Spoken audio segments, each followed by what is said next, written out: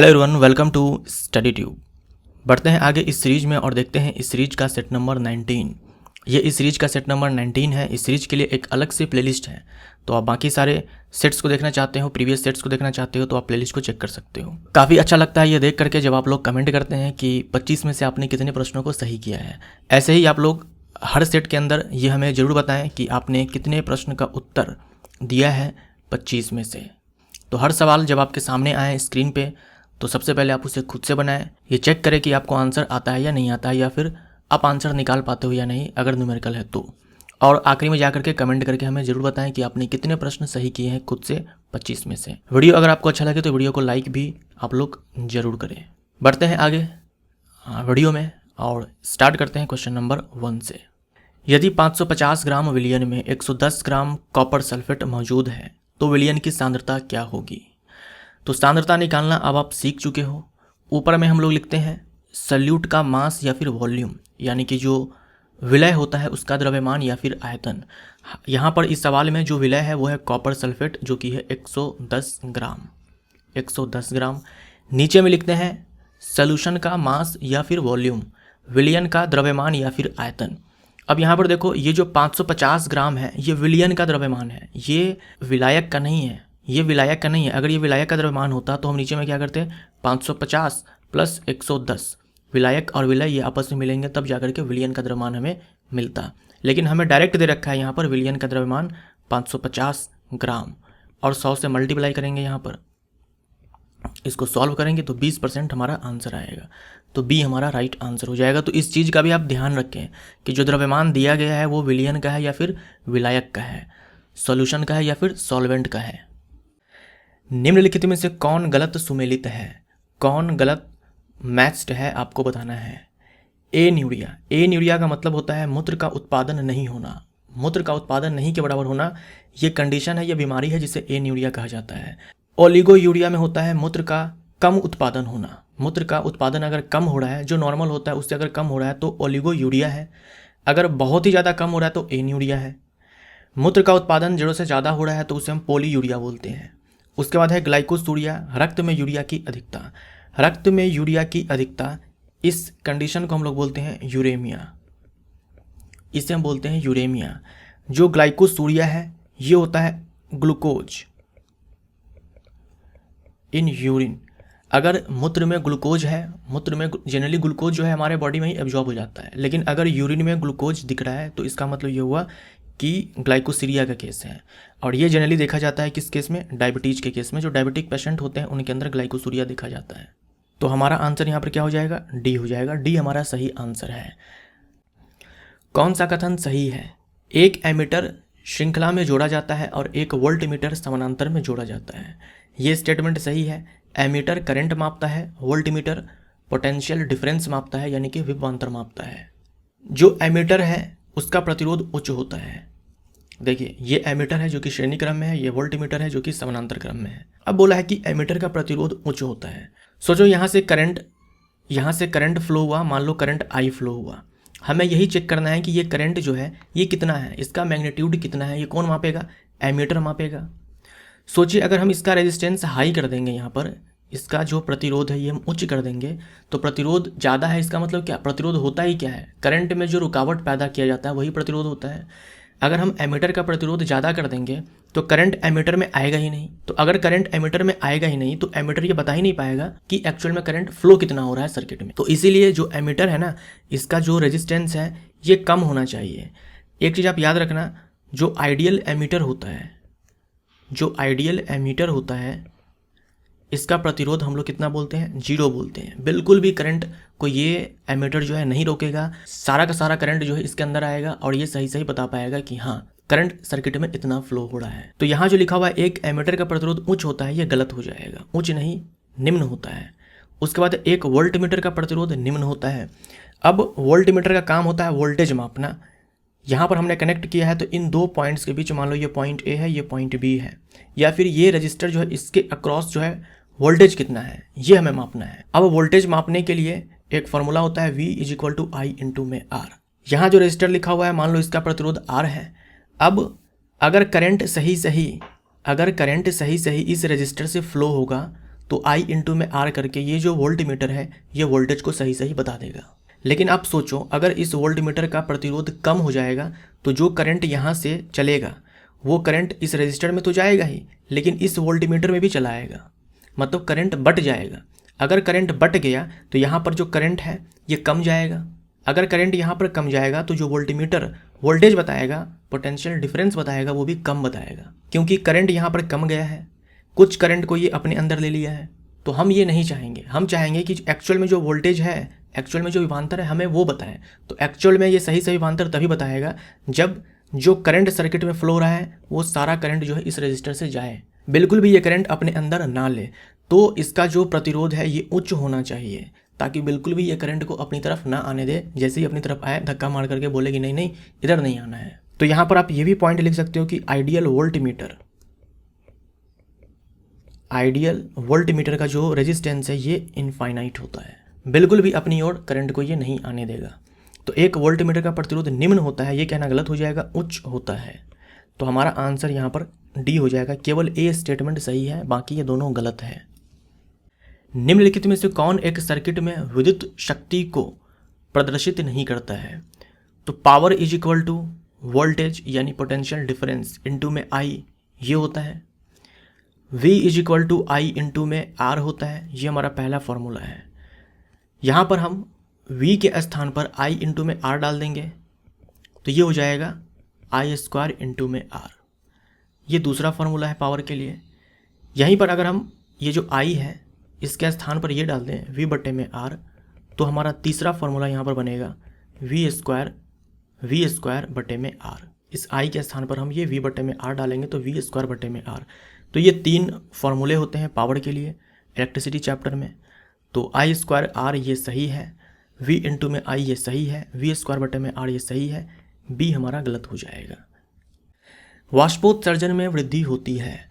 Transpiration क्या होता है? जो पत्तियों में रंध्र होते हैं, स्टोमेटा होते हैं, वहाँ से पानी का वाष्प के रूप में उत्सर्जित होना ही वाष्पोत्सर्जन कहलाता है।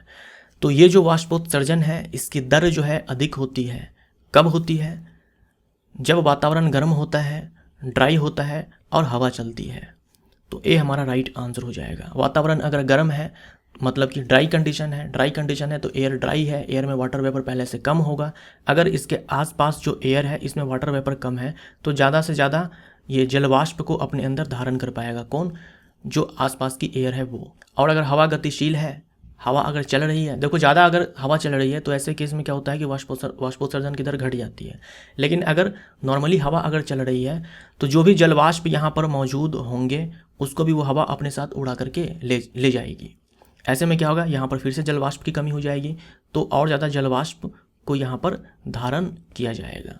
तो ए हमारा आंसर हो जाएगा। अगर मान लो जो वातावरण है वो ठंडी है, नमी है वातावरण में, यह हवा जो है वो नहीं चल रही है, रुकी हुई है, ऐसे केस में वाष्पोत्सर्जन की जो दर है वो घट जाती है। हमारा आंसर यहाँ पर ए हो जाएगा। निम्नलिखित में से कौन सा गलत है? बर्फ के संलयन की गुप्त ऊष्मा यानी कि latent heat of fusion of ice ये 80 कैलोरी पर ग्राम है। लेटेंट हीट होती क्या है? लेटेंट हीट ये होती क्या है? देखिए, लेटेंट हीट ये वो हीट होती है जो तापमान में वृद्धि नहीं करती है, अवस्था में परिवर्तन करवाती है।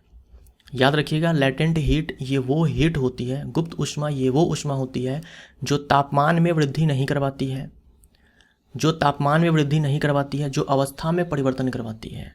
इसीलिए इसे गुप्त ऊष्मा कहा जाता है। जनरली हम ऊष्मा देते हैं तो हमें हमारे अंदर से ये फीलिंग आती है कि तापमान में वृद्धि होगा, लेकिन वो ऊष्मा जो तापमान में वृद्धि नहीं करवाती है, अवस्था में परिवर्तन करवाती है, उसे हम लोग गुप्त ऊष्मा बोलते हैं। जैसे देखो, आइस है 0 डिग्री सेल्सियस पर, हम क्या करेंगे, इस आइस को पिघलाएंगे, पिघलाने के लिए हम ऊष्मा देंगे। अब ऊष्मा देंगे तो होगा क्या, ये धीरे धीरे आइस जो है पानी में बदलना स्टार्ट करेगा। ये जो बर्फ़ है ये धीरे धीरे पानी में बदलेगा और पानी का तापमान 0 डिग्री सेल्सियस ही रहेगा। जब तक कि पूरा जो बर्फ़ है ये पानी में ना बदल जाए, तापमान में कोई परिवर्तन नहीं आएगा। तो आप देखो यहाँ पर हुआ क्या, हम यहाँ क्या कर रहे हैं कि हीट दे रहे हैं, हम यहाँ पर हीट सप्लाई कर रहे हैं। जो हम हीट दे रहे हैं उसे देखो तापमान में परिवर्तन नहीं हो रहा है, लेकिन अवस्था में परिवर्तन हो रहा है, आइस वाटर में कन्वर्ट हो रहा है। तो ये जो हम ऊष्मा देते हैं इसी को हम लोग लेटेंट हीट बोलते हैं। तो लेटेंट हीट ऑफ फ्यूजन ये होता है 80 कैलोरी पर ग्राम। इसका मतलब क्या हुआ कि अगर हम यहाँ पर 1 ग्राम बर्फ़ लेते हैं तो इस 1 ग्राम बर्फ़ को 1 ग्राम पानी में बदलने के लिए जो ऊष्मा चाहिए उसे हम लोग लेटेंट हीट ऑफ फ्यूजन बोलते हैं। ध्यान आपको ये रखना है कि जब अवस्था में परिवर्तन होता है तो तापमान में कोई परिवर्तन नहीं होता, यानी कि डेल्टा टी 0 होता है। आइसोथर्मल प्रोसेस होता है, समतापी प्रक्रिया ये होती है। तो ये सही है। ऐसे ही क्या होता है, वाटर है, ये 100 डिग्री सेल्सियस पर है। हम इस वाटर को गर्म करेंगे, धीरे धीरे हम ऊष्मा देंगे, तो ये जो वाटर है, ये जो पानी है, पूरा का पूरा भाप में बदल जाएगा और टेम्परेचर जो है 100 डिग्री सेल्सियस ही रहेगा। अब देखो, हम ऊष्मा दे रहे हैं तो हम ऐसा सोचते हैं कि तापमान में वृद्धि होगा, लेकिन देखो ऊष्मा भी हमने दिया, तापमान में वृद्धि भी नहीं हुआ और अवस्था में परिवर्तन हो गया। तो यहाँ पर जो हम हीट सप्लाई करेंगे वही हीट कहलाएगी लेटेंट हीट। तो लेटेंट हीट अवस्था में परिवर्तन करवाती है, तापमान में वृद्धि यहाँ पर नहीं होता है। तो इसे हम बोलते हैं latent heat of vaporization, latent heat of vaporization, और ये होता है 540 कैलोरी पर ग्राम। इसका मतलब क्या हुआ कि अगर हम 1 ग्राम पानी लेते हैं तो इस 1 ग्राम पानी को 1 ग्राम भाप में बदलने के लिए 540 कैलोरी ऊष्मा चाहिए। यहाँ पर 80 कैलोरी ऊष्मा चाहिए, और यहाँ पर भी देखो तापमान में कोई परिवर्तन नहीं है, तो डेल्टा टी हमारा यहाँ पर 0, डेल्टा टी यानी कि तापमान में परिवर्तन। तो ये होता है गुप्त ऊष्मा, लेटेंट हीट। तो ये स्टेटमेंट जो है ए और बी दोनों सही है। ठोस कार्बन डाइऑक्साइड और नेफ्थलीन ऊर्ध्वपातित होता है, तो ये सही है। ठोस carbon dioxide, naphthalene, iodine, ammonium chloride, ये सारे जो है ऊर्ध्वपातित होते हैं, तो ये सही है। डिग्री सेल्सियस तापमान की एक एसआई इकाई है, तो ये गलत हो जाएगा। तापमान की एसआई इकाई हम किससे बोलते हैं, केल्विन को बोलते हैं, डिग्री सेल्सियस को नहीं बोलते हैं। तो डी हमारा राइट आंसर हो जाएगा, ये गलत है। किसी चुंबकीय क्षेत्र के ध्रुवों के बीच चुंबकीय क्षेत्र की तीव्रता अपरिवर्तित रहेगी। एक इलेक्ट्रोमैग्नेट है, हम चाहते हैं कि जो उसका स्ट्रेंथ है मैग्नेटिक फील्ड का, उसमें कोई परिवर्तन ना हो, कोई चेंज ना हो। हम इनमें से क्या करेंगे तो कोई चेंज नहीं होगा।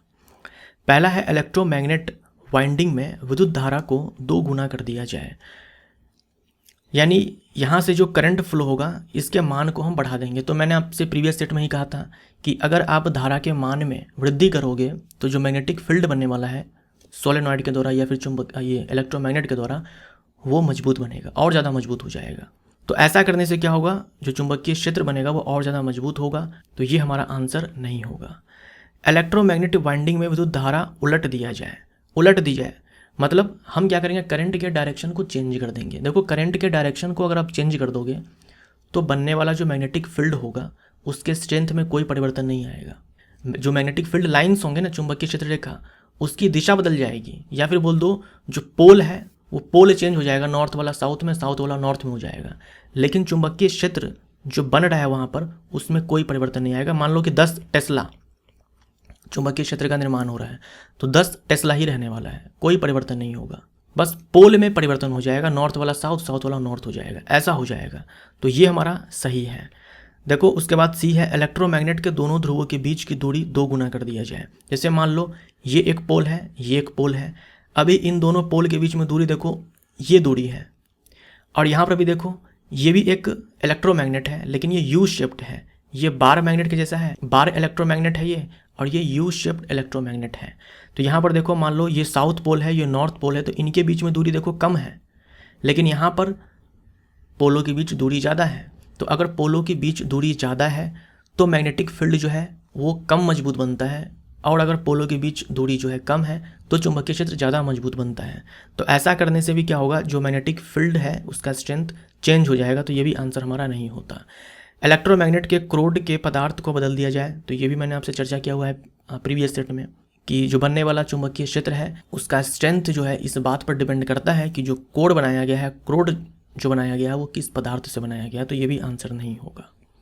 एक आपतित प्रकाश और समतल दर्पण के बीच का कोण 30 डिग्री है। आपतित किरण और परावर्तित किरण के बीच कुल कोण होगा। ये एक समतल दर्पण है, ये एक समतल दर्पण है। यहाँ मैंने ड्रॉ कर लिया अभिलंब, नॉर्मल मैंने ड्रॉ किया, अभिलंब जिसे हम लोग एन से दिखाते हैं। अब एक किरण जो है ये आपतित होती है, आपतित होती है तो दर्पण के साथ बोला गया है कि 30 डिग्री का एंगल यहाँ पर बनता है। तो परावर्तन का नियम हम यहाँ पर लगाते हैं। जो प्रकाश की किरण है ऐसे परावर्तित होकर के चली जाएगी। ये जो अभिलंब है और दर्पण है, ये जो दर्पण है और ये जो अभिलंब है, इसके बीच में 90 डिग्री का कोण होता है। अभिलंब का मतलब क्या हुआ? लंबवत, इस दर्पण के लंबवत। तो ये टोटल जो एंगल है ये 90 डिग्री है, जिसमें कि ये 30 डिग्री है, तो ये कितना हो जाएगा? 60 डिग्री हो जाएगा। परावर्तन का नियम हमें ये कहता है कि जो आपतन कोण है वही परावर्तन कोण होता है। तो अगर ये 60 डिग्री है तो ये भी 60 डिग्री है। हमसे ये टोटल एंगल पूछा है कि जो आपतित किरण है, जो परावर्तित किरण है, इन दोनों के बीच कोण कितना है। तो 60 और 60 120 डिग्री, 120 डिग्री हमारा आंसर। निम्न में से कौन असत्य है? नीली क्रांति का संबंध अंतरिक्ष अनुसंधान से है। क्या नीली क्रांति का जो संबंध है वो अंतरिक्ष अनुसंधान से है? नहीं। तो यही हमारा आंसर। जो नीली क्रांति है इसका संबंध जो है ये है मत्स्य उत्पादन से। मत्स्य उत्पादन से यानी कि फिशरीज से, मछली उत्पादन से, या फिर बोल दो एक्वाकल्चर से। बीओडी का पूर्ण रूप बायोलॉजिकल ऑक्सीजन डिमांड होता है। बीओडी का फुल फॉर्म है बायोलॉजिकल ऑक्सीजन डिमांड। तो ये सही है। बायोलॉजिकल ऑक्सीजन डिमांड ये वो ऑक्सीजन है जो चाहिए होता है सूक्ष्म जीवों को जलीय वातावरण में कार्बनिक पदार्थ को तोड़ने के लिए। थाइमस ग्लैंड वक्षीय गुहा में पाई जाती है। थाइमस ग्लैंड देखो इस वाले रीजन में प्रेजेंट होती है। ये थाइमस ग्लैंड है। थाइमस ग्लैंड ये ज़्यादा एक्टिव होती है जब उम्र जो है वो कम होती है। बढ़ते उम्र के साथ ये थाइमस ग्लैंड धीरे धीरे गायब हो जाती है। बुढ़ापा आते आते तक ये थाइमस ग्लैंड विलुप्त हो जाती है। थाइमस ग्लैंड के द्वारा एक हार्मोन बनता है जिसका नाम आप याद रख सकते हो, वो है थाइमोसिन। ये थाइमोसिन हार्मोन जो है थाइमस ग्लैंड के द्वारा बनाई जाती है।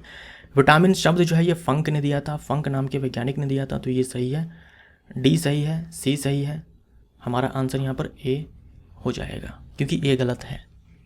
10 सेंटीमीटर फोकस दूरी के अवतल दर्पण से 15 सेंटीमीटर की दूरी पर 1 सेंटीमीटर आकार की वस्तु रखने पर बने प्रतिबिंब की स्थिति क्या होगी? अवतल दर्पण है, ये है अवतल दर्पण, ये इसका पोल मान लो, ये प्रिंसिपल एक्सिस है, मुख्य अक्ष है। 10 सेंटीमीटर फोकस दूरी के अवतल दर्पण पर, फोकस दूरी जो है हमारे पास वो 10 सेंटीमीटर है और अवतल दर्पण के केस में फोकस दूरी हम लोग ऋणात्मक लेते हैं। दर्पण से 15 सेंटीमीटर की दूरी पर वस्तु है, तो मान लो यहाँ पर वस्तु है और ये डिस्टेंस जो है 15 सेंटीमीटर है। तो याद रखिएगा पोल से अगर हम बाईं तरफ दूरी मापते हैं, पोल से अगर हम बाईं तरफ दूरी मापते हैं यानी कि इस दिशा में हम लोग दूरी मापते हैं तो उसे हम ऋणात्मक लेते हैं। जैसे ये एक्स एक्सिस है, ये वाई एक्सिस है, मान लो ये पोल है तो नेगेटिव एक्स में जाएंगे तो डिस्टेंस हम नेगेटिव लेंगे, पॉजिटिव एक्स में जाएंगे तो हम लोग डिस्टेंस पॉजिटिव लेंगे। तो वस्तु दूरी जो है यहाँ पर -15 सेंटीमीटर, क्योंकि वस्तु यहाँ पर है तो हम दूरी मापेंगे ऐसे चल करके। या फिर आप सीधा याद रखो, चाहे उत्तल दर्पण हो अवतल दर्पण हो, वस्तु दूरी हमेशा आपको ऋणात्मक लेनी है क्योंकि वस्तु हम हमेशा जो है पोल के बाईं तरफ ही रखेंगे, तो वस्तु दूरी हमेशा ऋणात्मक ही यहाँ पर होती है।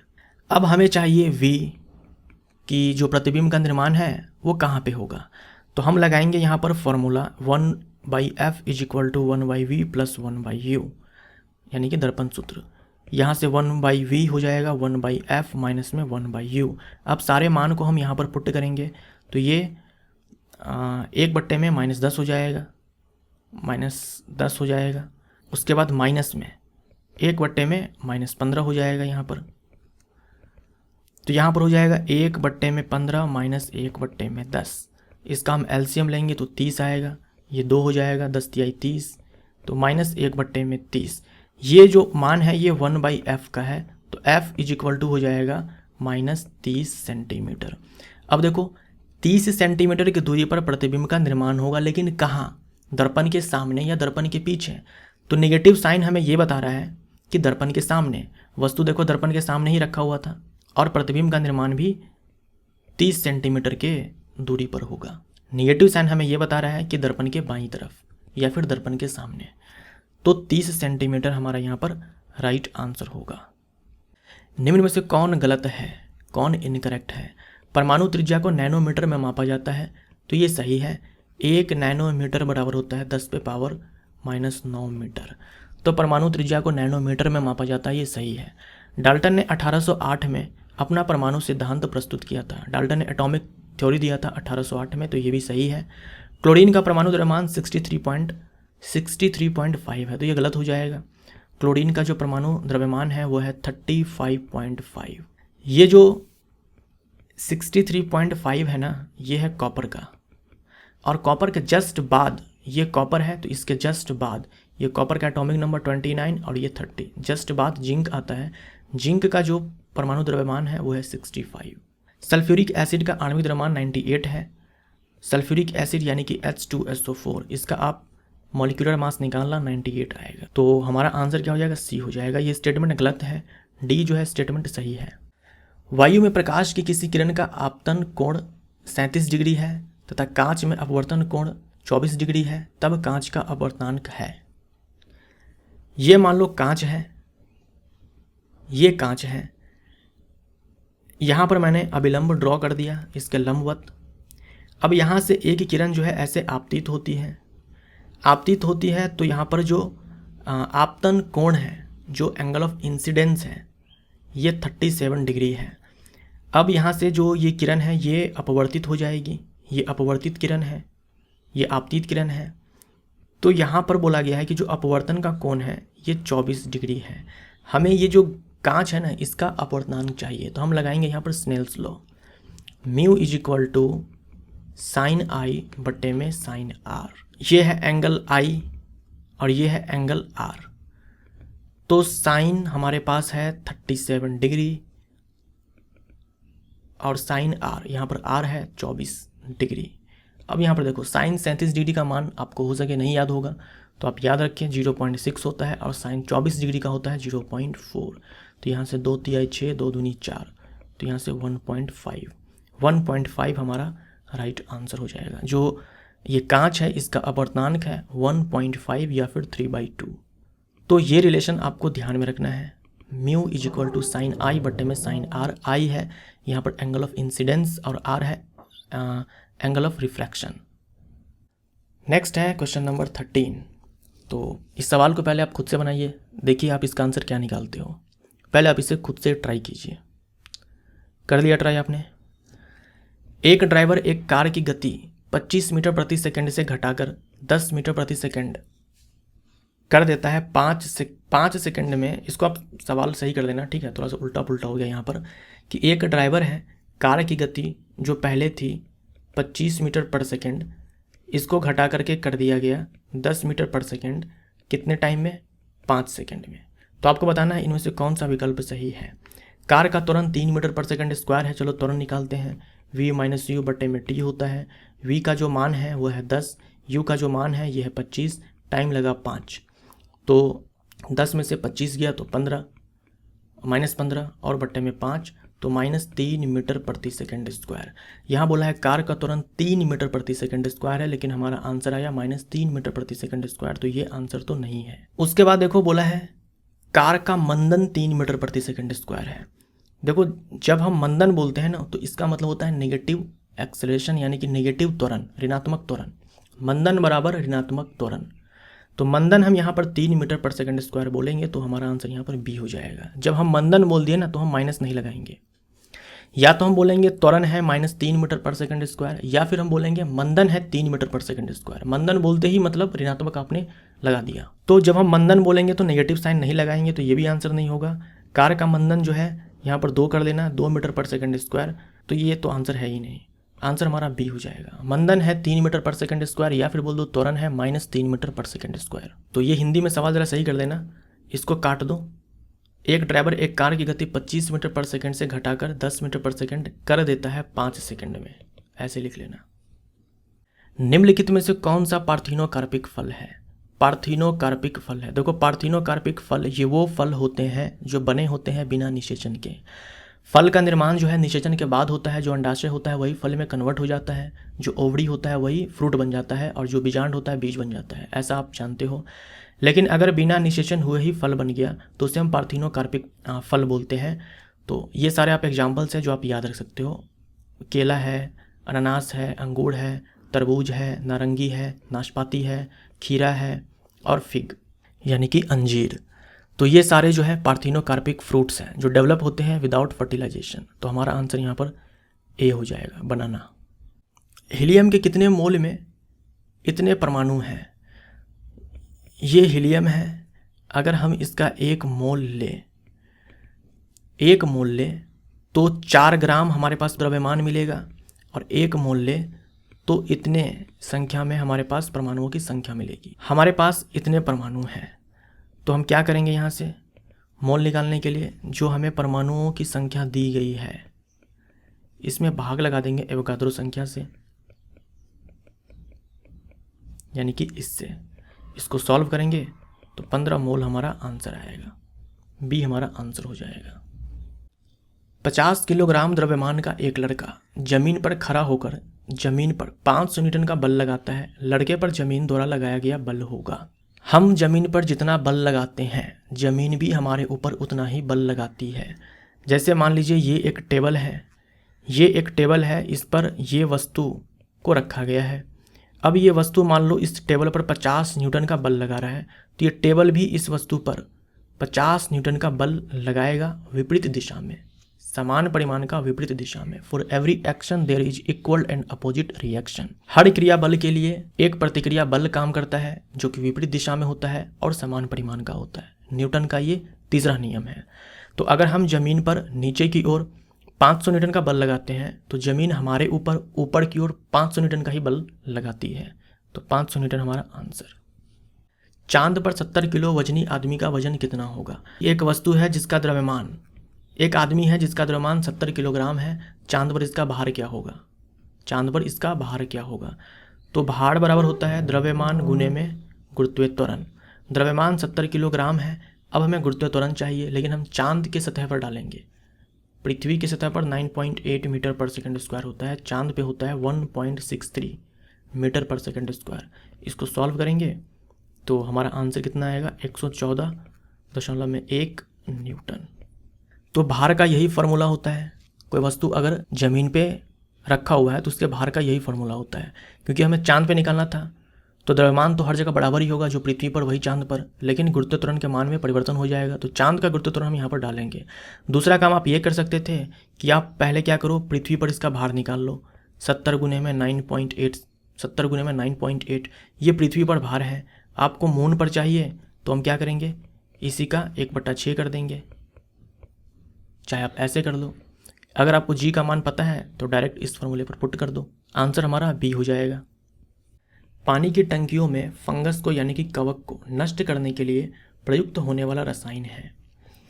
यह है कॉपर सल्फेट CuSO4.5H2O। इसे हम लोग ब्लू विट्रियोल बोलते हैं, नीला थोथा बोलते हैं। तो ये फंजीसाइड होता है, ये कवक को नष्ट करता है। तो हमारा आंसर यहाँ पर ए हो जाएगा। मैग्नीशियम सल्फेट MgSO4 का होल ट्वाइस, ये मैग्नीशियम सल्फेट है। जिंक सल्फेट ZnSO4.7H2O, इसे हम लोग वाइट विट्रियोल बोलते हैं, वाइट विट्रियोल। यह है नाइट्रिक अम्ल HNO3, आंसर हमारा ए हो जाएगा। निम्नलिखित में से कौन एक संक्रमण धातु है? इन 4 में से कौन है एक ट्रांजिशन मेटल्स? ट्रांजिशन मेटल्स हम लोग बोलते हैं डी ब्लॉक के मेटल्स को। जो डी ब्लॉक के धातु हैं उन्हें हम लोग संक्रमण धातु बोलते हैं। लेकिन एक समूह है जो कि अपवाद है, वो है जिंक, कैडमियम और मरकरी। ये 3 अपवाद हैं। ये डी ब्लॉक के तत्व तो हैं, धातु तो है, लेकिन संक्रमण धातु इनको नहीं माना जाता है। आंसर हमारा गोल्ड हो जाएगा। जिंक, कैडमियम, मरकरी ये संक्रमण धातु नहीं है, गोल्ड है। किसी वस्तु को बल की दिशा में 1 मीटर की दूरी तक ले जाने में 10 न्यूटन के बल द्वारा कितना कार्य किया जाता है? बल लगाया गया 10 न्यूटन का और बल की दिशा में ही वस्तु 1 मीटर की दूरी चला, तो कार्य बराबर होता है बल गुने में विस्थापन। और जब सरल रेखा में गति हो तो विस्थापन और दूरी आपस में बराबर होते हैं। जो बल है वो है 10 न्यूटन का और विस्थापन हुआ या फिर बोल दो दूरी है 1 मीटर, तो 10 जूल हमारा आंसर हो जाएगा। ये फार्मूला हम तब लगाते हैं जब बल और विस्थापन की दिशा एक समान हो। 10 जूल हमारा आंसर। गेहूं की एक बोरी का भार 200 किलोग्राम है। इसे कितने ऊंचाई तक बढ़ाया जाना चाहिए ताकि इसकी स्थितिज ऊर्जा 9800 जूल हो सके, 9800 जूल हो सके? तो स्थितिज ऊर्जा बराबर हम लिखते हैं mgh। जो स्थितिज ऊर्जा है ये दी गई है 9800 जूल है। द्रव्यमान है 200 किलोग्राम जी का मान हमें 9.8 चाहिए, एच का मान हमें चाहिए यहाँ पर। तो एच बराबर हो जाएगा 9800 डिवाइडेड बाई 200 इंटू में 9.8। जब इसको करेंगे सॉल्व तो आंसर आएगा 5 मीटर। डी हमारा यहाँ पर राइट आंसर हो जाएगा। उस तत्व का प्रतीक क्या होगा जिसकी द्रव्यमान संख्या और न्यूट्रॉन संख्या क्रमशः 23 और 12 है। द्रव्यमान संख्या 23 है, न्यूट्रॉन की संख्या 12 है। तो द्रव्यमान संख्या और न्यूट्रॉन की संख्या से हमें ये नहीं मालूम पड़ता कि तत्व कौन सा है। तत्व कौन सा है ये हमें पता चलता है परमाणु संख्या से, और परमाणु संख्या वही होती है जो होती है प्रोटॉन की संख्या। हमें द्रव्यमान संख्या दी गई है जिसे हम लोग ए से दिखाते हैं, वो है 23। द्रव्यमान संख्या बराबर होता है न्यूट्रॉन की संख्या प्लस प्रोटॉन की संख्या जो कि है 23। न्यूट्रॉन की संख्या हमें दी गई है कि 12 है, तो 12 प्लस प्रोटॉन की संख्या बराबर 23 है। तो प्रोटॉन की संख्या बराबर 23 माइनस में 12 हो जाएगा, यानी कि 11। और प्रोटॉन की संख्या वही होती है जो परमाणु संख्या होती है। तो 11 परमाणु संख्या किसके पास है? सोडियम के पास। तो आंसर हमारा डी हो जाएगा। निम्नलिखित में से कौन अंडा देने वाला स्तनपायी है? इन 4 में से बताना है कौन अंडा देने वाला स्तनधारी है, स्तनपायी है, मैमल है। तो ये टेबल मैंने इसी सीरीज में आपको दिखलाया हुआ है कई बार। यहाँ देखो अंडे देने वाले स्तनधारी है एक्टिडना, जिसे हम लोग स्पाइनी एंट ईटर भी बोलते हैं, और ऑर्निथोरिंकस जिसे हम डक बिल प्लेटिपस बोलते हैं। ये 2 हैं, तो हमारा आंसर यहाँ पर स्पाइनी एंट ईटर हो जाएगा। डी हमारा आंसर हो जाएगा। एक बार आप इस टेबल को फिर से पढ़ लेना, क्योंकि यहाँ से खूब सारे एग्जाम में सवाल पूछे जाते हैं। यदि बिजली दिखाई देने के 4 सेकंड बाद एक आदमी द्वारा गड़गड़ाहट सुनाई देती है तो आदमी से प्रकाश कितनी दूर है? ये ज़मीन है, ज़मीन पे मान लो आप है, और ये स्काई है। तो बरसात के टाइम में अक्सर आप देखते हो कि थंडर जो है हमें बाद में सुनाई देती है, उससे पहले हमें लाइट दिखाई देती है। तो जहाँ से लाइट जो है हम तक आ रही है वहीं से साउंड भी तो आ रही है। जहाँ से लाइट आ रही है वहीं से साउंड आ रही है। तो अगर हम ये पता कर लें कि कितनी दूर से ध्वनि साउंड हम तक आ रही है, तो ये भी पता चल जाएगा कि जो प्रकाश है वो हमसे कितना दूर है, यानी कितने दूर से प्रकाश जो है हम तक पहुँच रहा है। तो डिस्टेंस बराबर स्पीड इंटू में टाइम होता है। स्पीड हमारे पास 330 है, यही लेना है हमें, और टाइम है 4। तो 1320 मीटर। 1320 मीटर से जो साउंड है, 1320 मीटर से साउंड है जो हम तक आ रही है, मतलब प्रकाश भी वहीं से आ रहा है। तो प्रकाश की जो दूरी है जहाँ से वो प्रकाश आ रहा है हम तक, वो 1320 मीटर है। कौन सा तत्व एफ ब्लॉक से संबंधित है? तो हमारे पीरियोडिक टेबल में 4 ब्लॉक्स हैं, S block, P block, D block, F block. हमसे पूछा है इनमें से कौन है जो एफ ब्लॉक से संबंधित है। तो डी ब्लॉक के अंदर आप देखेंगे जो समूह संख्या 3 है, जो समूह संख्या 3 है उसमें है scandium, yttrium, lanthanum and actinium. Scandium का जो एटॉमिक नंबर है वो 21 है, यट्रियम का है 39, लैंथेनम का है 57 और एक्टिनियम का है 89। ये सारे के सारे जो हैं डी ब्लॉक के तत्व हैं। आंसर हमारा सी हो जाएगा। जो सीरियम है ये एफ ब्लॉक का पहला एलिमेंट है। सीरियम का एटॉमिक नंबर होता है 58। सीरियम का एटॉमिक नंबर होता है 58।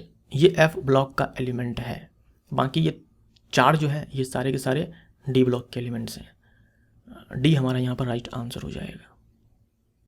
तो ये हमारा सेट नंबर 19 यहाँ पर होता है समाप्त। वीडियो अगर आपको अच्छा लगा हो तो वीडियो को लाइक ज़रूर करें, और ये हमें ज़रूर बताएं कि आपने कितने सवाल सही किए हैं। मिलते हैं अगले सेट में। Thank you so much.